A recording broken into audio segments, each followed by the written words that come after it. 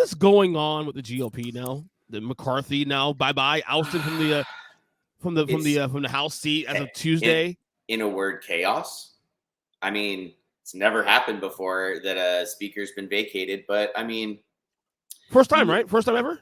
Yeah. So there was one vote. There was one vote that failed in 1910, something like that. Okay. And then no, a speaker's never been vacated before, but.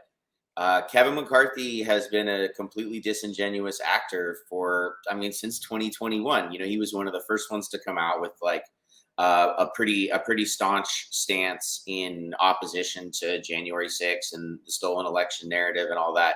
And then, fast forward not very much, and he's at Mar-a-Lago having a beer with Trump and taking pictures, and suddenly none of that matters anymore. And he's been doing that. He got the what was that 45-day stopgap done to keep the government open. But then he turns right around and goes on Face the Nation and flames the Democrats and says that they were the impediment to getting the bill passed. It's like, huh? Like, your whole caucus hates you. You're gonna do that? All right. That's where I'm getting lost, because on one hand, McCarthy's a sniveling, slimy little fuck. We agree with that. Yeah, he's as smarmy as they come. But MAGA hates him. All my MAGA friends hate him too. They can't stand the guy. Yeah, it's he has been balancing on a razor's edge for 10 months since he got the speakership, which took 15 tries historically or something. Also, so that was classic. Was he last year? You knew he was on borrowed time basically from day one. Especially because there was the unprecedented deal he made with Matt Gaetz where he conceded that it only would take one person to put a motion to vacate to bring a motion to vacate to the floor or something. And so whenever Matt Gaetz felt like he needed attention, he's like, okay, guess we'll pull that lever now. I haven't been in the news for a minute. So the complaint on that side of y'all is that McCarthy is too establishment. That's the complaint I hear. Is that everything I don't like because he's too establishment? It really doesn't matter, because look, top to bottom, how many Republicans are there in the House that are actually level-headed, willing to work, and capable of doing anything? They've been the mission and the platform has been to obstruct and to overturn Roe for the better part of 20 years now, 25 years. I mean, 30 if you count Newt Gingrich. Right. But there's never really been policy and solutions being put forth. It's slash entitlements, deregulate. It's the same thing over and over and over again.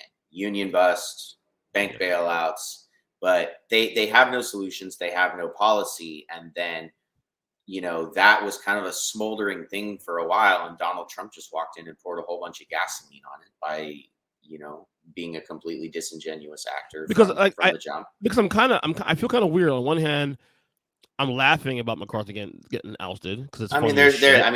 When you follow this stuff, parts of it are funny. I mean, you have to laugh to keep from crying, if nothing else. Right. But on the other hand, okay, so now you oust McCarthy, and now you got possibly Jim Jordan becoming a possible name thrown in the hat. I heard Steve Scalise's name thrown in the hat. I even heard the possibility that Donald Trump might be a name in the hat. Which, by the way, why would he get involved in that if he's running for president? I mean, at this point, Donald Trump needs to worry about maintaining legal eligibility to be president with 91 indictments filed against him in 5 different courts, and a summary judgment pending in the New York New York civil fraud case. And the gag order just got thrown. The judge. So right there, judge already issued the summary judgment dissolving his companies effectively, or the most of his entities, and moving forward with they're appealing it, but he's moving forward. I think he said an October 26th deadline for them to assign a receiver for all of those entities. And he's moving forward to bar the Trump kids from ever being able to basically do business in the state of New York again. So, right. I'd be worried about staying in the race, and because I think honestly, if we want to touch on the GOP race, it's like we could do it right now. Yeah, absolutely. Matt, might as well, right? Easy pivot point. they're all competing for the day he's, the 14th Amendment kneecaps him or something. Which is what again to the listeners?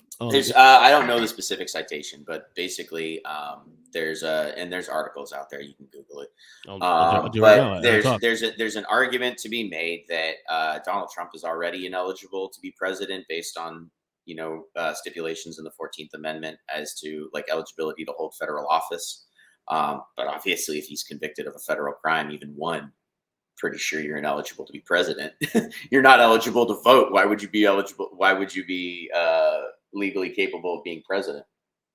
Yeah, I'm looking at it right now. The 14th Amendment. I don't see anything really in protection of the. There was an article I read from some nerdy paper explaining how certain clauses of the 14th Amendment restrict you. And it has to, but I mean, either way, you can't be president if you're convicted of a federal crime. So. Right. But it's funny because I think that's why you still see.